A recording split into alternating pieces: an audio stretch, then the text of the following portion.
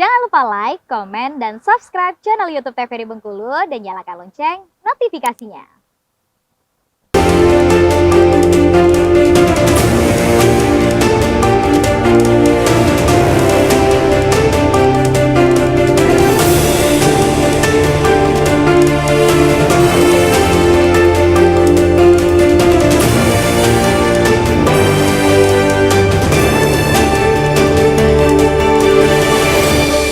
Ya, Assalamualaikum warahmatullahi wabarakatuh, pemirsa TVRI Bengkulu. Tak ada gading yang tak retak. Begitupun seorang manusia tidak ada yang terlahir penuh dengan kesempurnaan. Pasti terdapat kekurangan-kekurangan dan juga celah-celah dari seorang manusia yang menjadikannya tidak sesempurna yang kita bayangkan. Termasuk teman-teman kita yang difabel. Namun negara kita juga menjamin setiap orang, setiap individu terlepas dari ketidaksempurnaannya untuk mendapatkan hak pendidikan, yaitu hak untuk mendapatkan akses pendidikan yang sama di mata hukum, dijamin oleh konstitusi negara kita. Untuk itu, Brando TVRI Bengkulu edisi hari ini dengan tema Jalan Terjal Pendidikan Difabel di Perguruan Tinggi. Untuk menjawabnya, bersama saya Pusu Siregar. Untuk itu di studio TVRI Bengkulu sudah kita kehadiran Kak Magdalena Simanjuntak. Ya. Selamat datang Kak. Iya Kak. Ucapkan sehat ya Kak hari ini. Puji Tuhan sehat. Puji Tuhan sehat ya Kak ya. Semangat, harus semangat ya. Semangat. Untuk memberikan edukasi tentunya untuk pemirsa di rumah berkaitan dengan perjuangan sejauh ini yang telah Kak Lena jalani. Berkaitan dengan tema kita hari ini, Jalan Terjal Pendidikan Difabel di Perguruan Tinggi. Tapi sebelum masuk ke tema, saya ingin bertanya dulu ke Kak Lena. Sebenarnya panggilan yang lebih sopan atau lebih nyaman untuk kawan-kawan tunanetra ini seperti apa Kak? Apa panggilannya biasanya? Teman netra. Teman netra. Iya, teman itu netra. Lebih sopan gitu ya. Lebih sopan dan lebih baik lah untuk diucapkan untuk kawan-kawan. Teman netra ya? Iya, teman netra. Untuk teman netra sendiri ketika ingin belajar, kalau di tingkat SD, SMP atau SMA kan dia ada sekolah luar biasa, artinya dia dikhususkan. Ada pembelajaran yang dibedakan dengan orang-orang dalam tanda kutip nih, orang-orang biasa, orang-orang normal yang bisa melihat gitu. Nah, kalau di perguruan tinggi ini sendiri seperti apa kalian? Bisa dijelaskan?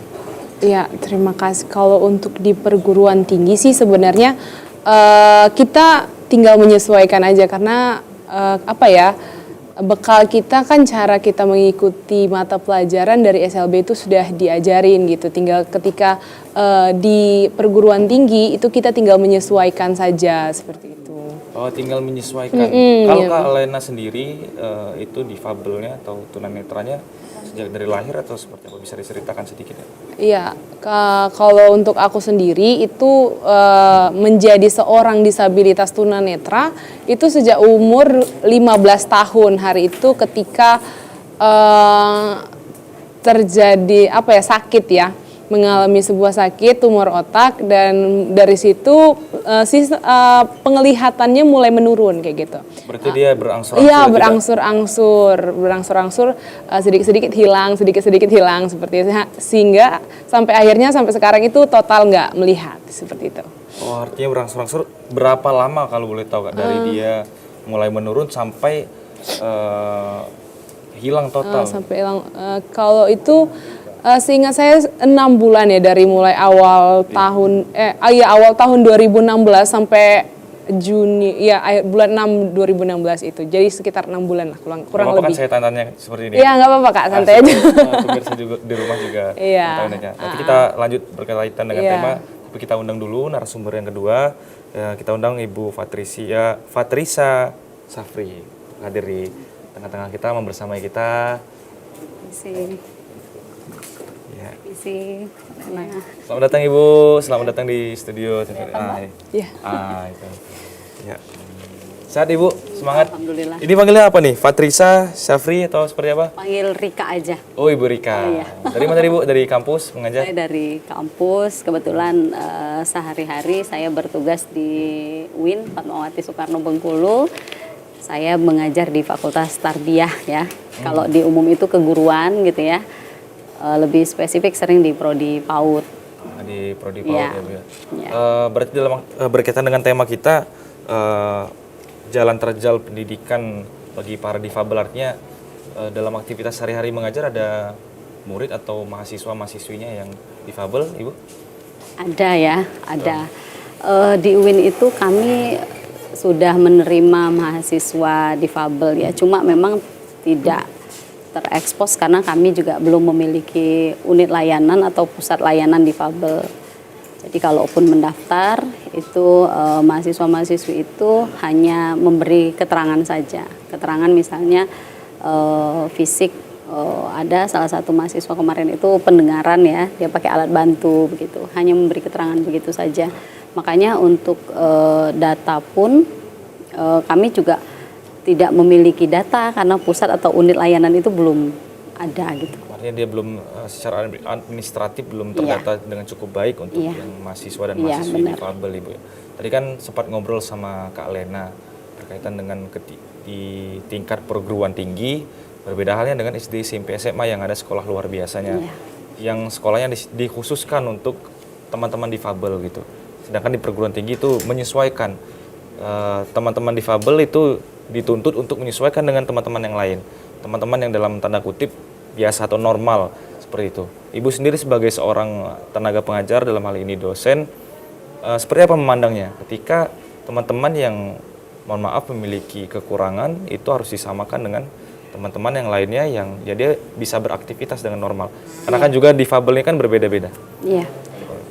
Tentunya kan teman-teman difabel ini adalah teman-teman yang memiliki kebutuhan khusus ya, tidak sama dengan mahasiswa yang normal atau anak-anak yang normal. Jadi kalau kita melihat sebetulnya termasuk tenaga pengajar seperti saya, termasuk misalnya tenaga pendidik sebagai staf yang melayani mereka dalam bentuk administratif, itu pun juga semestinya harus memiliki kekhususan.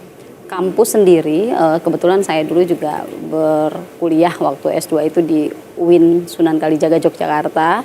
Ini salah satu kampus yang memiliki ikon mereka ini peduli difabel. Jadi mereka ini memang mengkhususkan seluruhnya karena difabel ini butuh bantuan baik dalam bentuk fisik dan non fisik. Kalau bantuan fisik itu dalam bentuk jalan saja, itu mereka sudah punya kekhususan. Artinya harus ada tanda ini untuk difabel, jalan untuk kursi roda, atau tangga untuk yang difabel. Karena memang kalau yang tidak memiliki tubuh yang lengkap, itu mereka sangat butuh bantuan. Itu termasuk misalnya toilet, termasuk misalnya alat bantu media pembelajaran.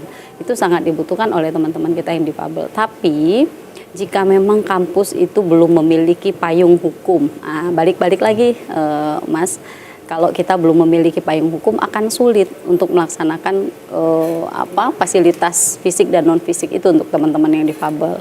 Karena kampus-kampus yang memiliki payung hukum itu akan menerima mahasiswa difabel itu sesuai dengan panduan. Mereka sudah punya panduan khusus, termasuk misalnya nih jalur masuk ke kampus mereka. Itu ada jalur masuk namanya khusus difabel.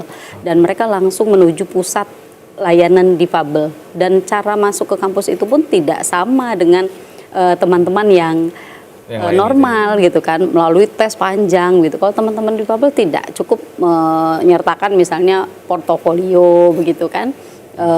Ada kekhususan sendiri untuk mempermudah sendiri sebenarnya, agar kawan-kawan dari teman-teman difabel ini bisa juga melanjutkan studi di perguruan tinggi. Kita akan lanjutkan di segmen selanjutnya, Ibu Kak Lena. Pemirsa TVRI Bengkulu, jangan kemana-mana, tetap di Brendo.